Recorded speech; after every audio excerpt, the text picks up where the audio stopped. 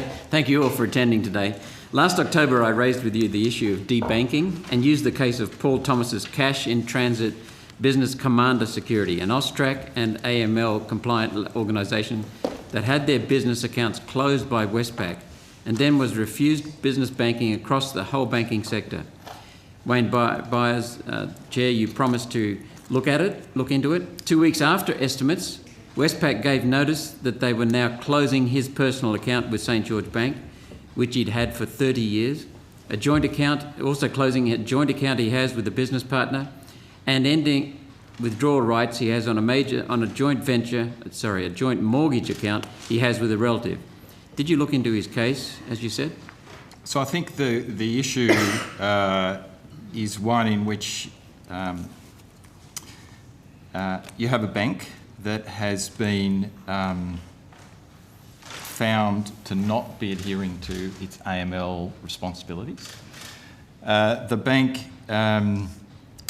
has therefore looked very closely at its frameworks, its standards, its controls around detecting and preventing anti-money laundering, and has made some decisions about whether it thinks customers, including probably the case you are referring to, but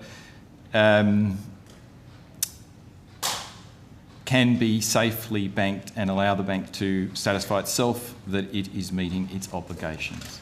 And they have come to the decision that that is a customer that they don't think they can meet those obligations for. He's an AML compliant. Yeah, I can only tell you that's their decision. So it looks like Westpac really got him well and truly. Now, all banks use the same risk management company. Being debanked by one bank means being debanked by all the banks, even the COBRA banks. So what is this man, Paul, supposed to do now? His customers need him to resupply their non-bank ATMs in clubs and pubs. Where is the appeal mechanism in these debanking cases? Who do they turn to? We're seeing a bank competitor here being debanked, wiping out a competitor. So I'm not sure of your reference, Senator, to all banks use the same risk management company. Same company that assesses the risk for money laundering and so on. I think there's more than one, and ultimately it's an individual bank's responsibility. They can't outsource that responsibility. Yes, there are suppliers of systems that help banks do that, but there's more than one. So it is a difficult question, and I don't pretend that there's an easy answer to it. But banks do have their obligations; they have to adhere to them, and they do need to. And it's quite clear there will be significant penalties if they do not. And APRA has its responsibilities too, because these banks are shutting down whole industries potentially. Yes, but in this particular case, where we're dealing with a bank that is seeking to comply with the law that's administered by another agency, it's difficult for us to intervene in that issue. Well, AFCA refused to hear these cases. They don't hear anti-money laundering cases. So I wanted to discuss this issue with AFCA at estimates, but they refused to attend estimates. The concept of anti-money laundering, the concept of being held accountable for their actions was too much for them to handle, apparently. So I repeat my question, what do these businesses and their employees do now? I don't have an answer to that question, other than to try and seek to understand what are the issues or the nature of the business that has caused the concern. Could my office contact yours? Yeah, absolutely happy. When I look through the companies, Senator Roberts, this will need to be the last question. When I look through the companies that are being debanked, I see they are competitors of the banks: remittance companies, Bitcoin and digital currency vendors, gold bullion dealers, cash handling companies that supply non-bank ATMs with cash.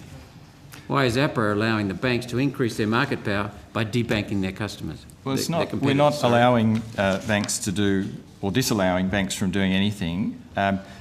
The issue that is at the heart of this, and as you say, it's not just this particular company, but it's remittance services and other things, is the potential for cash transactions, or transactions, sorry, to be occurring anonymously, and that make it difficult, therefore, for the banks to satisfy their obligations to AUSTRAC, and therefore they have to make a business decision about whether they wish to bear that risk. And in many cases, in the light of the experience of two major banks who've had very large penalties levied on them, clearly they are making sure they are compliant with the law. Senator Can I Roberts, just add one little follow-on? very, very quickly. Thank you, Chair. Even Paul Jeftovic at AUSTRAC has said, don't debank these people in the name of AUSTRAC. If this is in response to AML legislation, why have you not asked Treasury to review that legislation to correct this unintended consequence? And isn't this an unconscionable conduct?